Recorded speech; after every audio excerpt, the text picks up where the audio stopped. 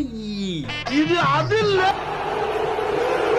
S, இதிலே கண்டுபிடிச்சிருப்பீங்க இப்போ நான் யாரை பற்றி பேச போகிறோன்னு. Yes, the one and only Cristiano Ronaldo தான். ஸோ இவரை பற்றி நம்ம சொல்லவே தேவையில்ல, அவ்வளோ சாதனைகள் பண்ணியிருக்காரு. இது வரைக்கும் 850 கோல்ஸ் அடிச்சிருக்காரு. அது மட்டும் இல்லாமல் இவரோட இன்ஸ்டாகிராம் ஃபாலோவர்ஸ் பார்த்தீங்கன்னா 630 millions.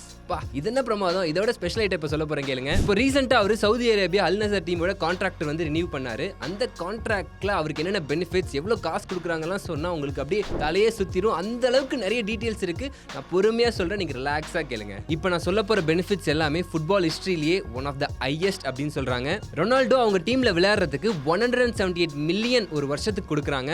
3.4 million bound a week and 15% ownership in Al Nasar team. அந்த 15% எஸ்டிமேட் $33 மில்லியன். ஃபர்ஸ்ட் ரொனால்டோ அவர்கள் இந்த கான்ட்ராக்டை சைன் பண்ணதுக்காக மட்டுமே $24.5 மில்லியன் போனஸா கொடுத்தாங்க. இப்போ மறுபடியும் இந்த கான்ட்ராக்டை ரினியூ பண்ணதுக்காக $38 மில்லியன் போனஸா கொடுத்திருக்காங்க இந்த கான்ட்ராக்ட்க்கு. இதுல இன்னும் ஸ்பெஷலான விஷயம் என்னன்னு பாத்தீங்கன்னா, ஃபர்ஸ்ட் இயர் பாத்தீங்கன்னா அவருக்கு $40,000 ஒரு கோல் அசிஸ்ட் பண்றதுக்கு சொல்லியிருந்தாங்க. இப்போ மறுபடியும் இந்த செகண்ட் இயர் ரினியூ பண்ணனால அதோட 20% எக்ஸ்ட்ராவா வந்து கொடுக்குறாங்கன்னு சொல்லியிருக்காங்க. அடுத்த விஷயம் என்னன்னு பாத்தீங்கன்னா, இந்த அல் நசர் டீம் வந்து அடுத்து நடக்கக்கூடிய ப்ரோ லீக்ல வின் பண்ணாங்கன்னா போனஸா ரொனால்டோக்கு $8 மில்லியன் கொடுக்கறதா சொல்லியிருக்காங்க.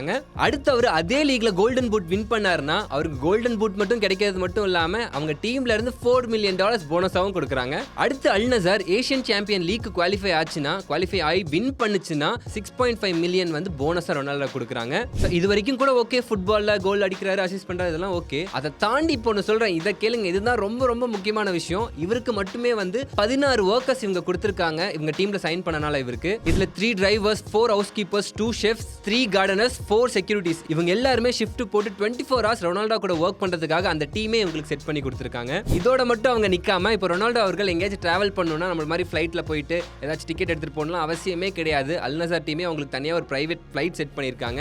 செட் பண்ணது மட்டும் இல்லாம அவருக்குனே தனியாக ஒரு $4 மில்லியன் பட்ஜெட்டை வச்சுட்டாங்க. நீங்க எங்க வேணா போயிட்டு வந்திருக்கலாம், இந்த பட்ஜெட்குள்ள நாங்க இருக்கோம், நாங்க பாத்துக்கிறோம்ன்ற அளவுக்கு தாங்குன்னு தாங்கிட்டு இருக்காங்க அந்த டீமே அவரை. இதோட மட்டும் அவங்க நிக்காம $60 மில்லியன் ஸ்பான்சர்ஷிப்ல இருந்து சவுதில இருந்தே நாங்க வாங்கி தரோம் உங்களுக்கு, நீங்க எங்கேயும் போவாதீங்க, இங்கே இருங்கன்னு சொல்லிட்டு காசாலேயே ரொனால்டோ அவங்களை வாங்கியிருக்காங்க. ஒவ்வொரு சின்ன சின்ன விஷயம் என்ன பண்ணாலும் நாங்க தரோம் அவ்வளோ காசு கொடுத்திருக்காங்க அவருக்கு. இப்போ ரொனால்டோ அவர்கள் அல் நசர் டீமுடைய பெனிஃபிட்ஸ் மணி எல்லாமே எடுத்துக்கிட்டு சவுதி பிரின்ஸ் மாதிரி, ஆக்சுவலா ஒரு பிரின்ஸ் மாதிரியே சுத்திக்கிட்டு இருக்காரு, ஜாலியா போயிட்டு இருக்காரு அவரு.